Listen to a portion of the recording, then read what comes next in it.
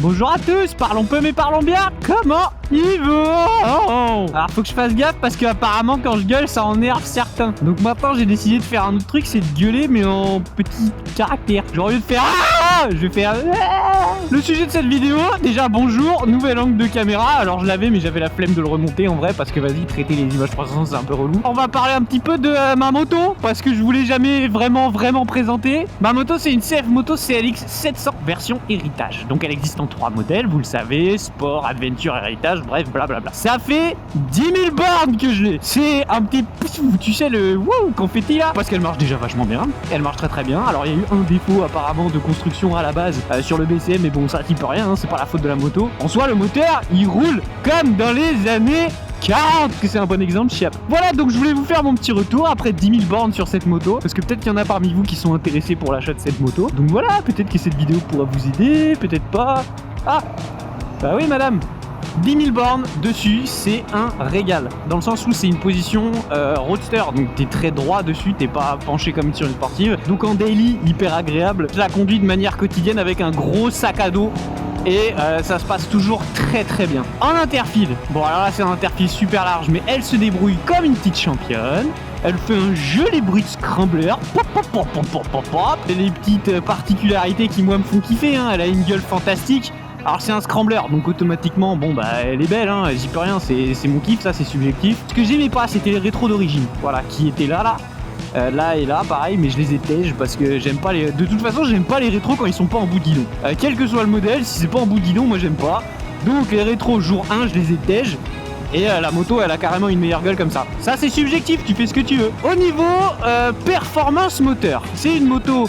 Comme je te l'ai dit, qui fonctionne vachement bien. Actuellement, elle est en version A2, hein, donc elle est bridée 47,5 chevaux. La version full va à 77 chevaux, me semble-t-il, ce qui est une performance tout à fait honnête pour un scrambler, surtout pour un truc que tu utilises majoritairement en ville. Ça peut te satelliser la gueule dans le mur assez rapidement si c'est la question que tu te poses. Maintenant, c'est une moto qui est très légère dans son accélération et la réponse à l'accélérateur est un peu particulière par rapport à toutes les autres motos que j'ai essayées. Donc c'est un bicylindre, hein, et elle a vraiment toute la puissance qui se dégage à partir de 4000 tours. Donc en max, elle monte à 10 000, hein, donc t'es dans la zone rouge à 8000. Et elle va jusqu'à 10 000. C'est vraiment, il y a de la puissance un peu tout le temps. Mais à 3000, t'as vraiment une sensation de turbo qui t'arrache les bras et la moto part. Apparemment, alors j'ai jamais essayé, mais apparemment en version full, c'est encore plus prononcé. Donc la puissance de cette moto, elle est vraiment séparée en phases, hein. Il y en a 3 distinctes. Il y a celle en dessous de 3000. T'as pas une accélération folichonne. T'as entre 3-4 000 et 6000. Où là vraiment t'as un premier coup de turbo qui se déclenche et t'as vraiment la puissance de la moto qui fait un premier jet. Et t'as au-dessus de 6000, donc entre 6 et 10, où alors là la moto elle est vraiment on fire, complètement insane, et y a tout qui s'ouvre et ça part instant quoi. Donc c'est vraiment t'as ces 3 phases là. Après, on s'y habitue assez vite. On s'y habitue assez vite à la réponse à l'accélérateur. Maintenant, les petites particularités qui, moi, me font kiffer, mais c'est des petits gadgets. T'as un régulateur de vitesse. Les conditions, par contre, c'est être en 4ème vitesse. Tu peux pas mettre le régulateur en première. Faut que tu sois en 4ème minimum. Et le régulateur monte jusqu'à 130. Après, 130, c'est logiquement la vitesse légale max en France. Donc, c'est pas censé être quelque chose qui dérange. Et autre petit gadget, il y a 2 modes de conduite. Donc, il y a un mode sport et un mode éco. Alors, le mode éco, je l'ai vraiment jamais utilisé. C'est genre un mode pluie. Et le mode sport, je l'appelle le mode normal parce que je suis habitué à ça maintenant et ça roule tout seul en mode sport. Mais le mode éco, c'est vraiment en mode pluie où justement ce coup de boost qu'il y a à 3000 et à 6000 tours, il est très atténué et ça te permet de... Alors déjà, c'est vraiment un mode éco, hein, puisque ça t'évite de tartiner comme un connard. C'est un mode qui va t'empêcher de patiner si un jour il pleut quoi. 3ème petit tips, les clignotants sont automatiques. Donc les clignotants s'arrêtent tout seuls en fait, il y a un détecteur, alors je sais pas exactement comment, quand la moto se penche ou autre chose, je sais pas. Mais en gros, le clignotant s'arrête tout seul. Le nouveau modèle, donc le modèle de cette année, a le traction control. Celle-là ne l'a pas. Et quoi d'autre? Il y a les warnings, il y a un clignot, il y a un klaxon comme tout le monde. La réponse au clignotant, quand on le touche, elle est pas hyper prononcée. Il y a des clignotants où genre tu vas vraiment l'enclencher. Lui, c'est très léger. Moi, j'aime bien.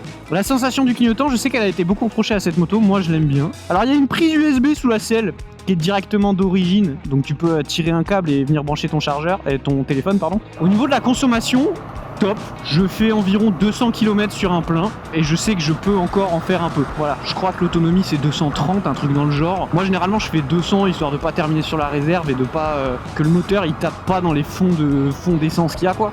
Maintenant mon ressenti pur et dur, cette moto elle est fantastique. Moi je l'adore, au niveau du look elle est génialissime.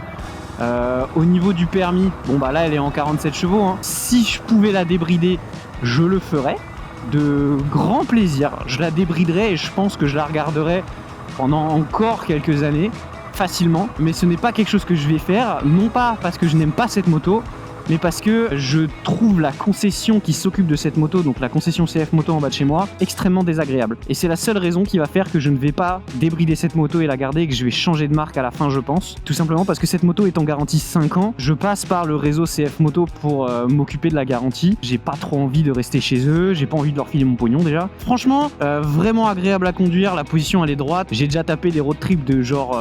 Enfin des road trips c'était un grand mot, mais j'ai déjà fait une journée balade moto en me tapant peut-être 2 heures, 2 heures et demie d'affilée sur cette moto. Absolument pas mal au cul, pas mal au dos, rien. Toujours de la réponse. Elle est fournie d'origine avec des pneus tout-terrain. Donc c'est des pneus de scrambler, c'est pas des pneus routiers. Moi je les ai changés parce que vu que je fais essentiellement de la route et très peu de tout-terrain, je flingue les pneus à la vitesse de la lumière. Donc j'ai préféré passer sur des pneus routiers. Déjà le confort est mieux, l'adhérence est mieux sur la route, hein, bien évidemment. 10 000 bornes dessus et c'est fou, c'est passé hyper vite. Si vous pouvez, essayez-la en concession ou n'importe où, hein. Une fois qu'on prend en main le petit coup de pétard qu'elle lâche à 4000 tours, c'est incroyable, vraiment incroyable. Elle a tout, hein. Je sais qu'il y a la version sport qui existe aussi pour être monté dessus. Alors le moteur est exactement le même sur les 3 modèles, hein. C'est vraiment la position qui change entre les 3. Et grossièrement, du coup, pour résumer, CLX 700 héritage, en tout cas, en tant que daily, moi je la trouve impeccable, vraiment nickel. Côté fiabilité, alors j'ai l'avantage d'être en contact avec GD France, hein, qui est l'importateur des CF Moto, donc je sais comment ils fonctionnent, j'ai vu leur entrepôt, c'est fiable. CF Moto, c'est fiable. Le seul problème qu'ils ont actuellement, c'est certaines concessions, malheureusement ne le sont pas, hein, mais ça pourrait arriver avec n'importe quelle autre marque. Et donc ce modèle-là, typiquement, moi je suis fan. Si la concession en bas de chez moi, c'était pas les rois des... je garderai cette moto, je la garderai très certainement encore 2 ans après l'avoir débridée, au moins, étant donné le confort que c'est. Mais donc voilà, grand fan de cette moto, grand fan. De toute façon, ça a été un coup de cœur... Ça a été un coup de cœur instantané, hein, quand je suis monté dessus. C'est tout pour moi sur l'avis de cette moto. J'espère qu'il aura pu t'aider à te faire un avis sur CF Moto, ou même juste à, je sais pas, amplifier ce que tu avais déjà en tête. J'espère que ça aura pu t'aider. Si jamais tu as des questions, tu peux me les poser en commentaire, hein, j'y répondrai avec grand plaisir. Et puis je te fais des bisous, je te dis à la prochaine. Fais attention à toi, il fait extrêmement chaud. Je vais crever. Bye bye.